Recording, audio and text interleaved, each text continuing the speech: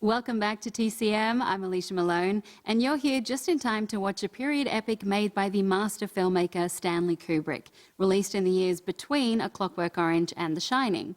With a runtime of 3 hours and 5 minutes and taking 300 days to shoot over 2 years, it's Barry Lyndon from 1975. This was not the period piece Kubrick had originally wanted to make. He'd been trying to get a biopic about Napoleon Bonaparte into production for years and was hoping it would happen after the release of 2001: A Space Odyssey from 1968. Kubrick was known for doing extensive research for his films, but the level of preparation he undertook in order to write his Napoleon screenplay was unbelievable. He spent years reading every piece of material he could find, as well as amassing tens of thousands of images for reference and taking thousands of photographs of possible locations.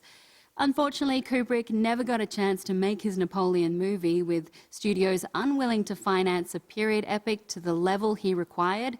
But some of his research came in handy when they said yes to his other idea, adapting the novel The Luck of Barry Lyndon by William Makepeace Thackeray. Warner Brothers did want a movie star in the lead, so Ryan O'Neal was signed to star as Redmond Barry, a poor Irishman who, through a series of events during the 18th century, transforms into a rich playboy named Barry Lyndon. And Marissa Berenson was chosen to play the Countess of Lyndon. But what is most impressive about this movie is how it looks, with stunning, painterly photography by John Alcott.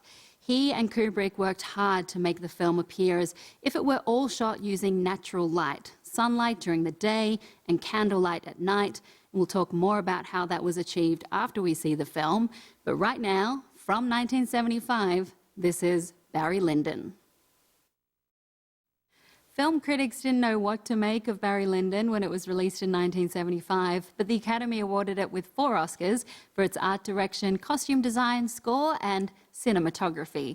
And it was the great John Alcott who was Stanley Kubrick's director of photography here, and together they were inspired to make the film look as if it only used natural light, placing lights outside of stately home locations to emulate sunlight streaming in through the windows, and using candles for the nighttime scenes.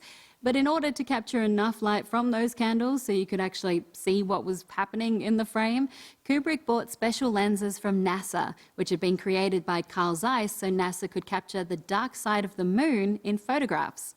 All right, next on TCM, our friend Mario Cantone will kick off a month-long series of horror films. In the lead up to Halloween, Mario will present a classic scary film every Sunday night throughout October, and he's starting with one by the master of suspense, Alfred Hitchcock.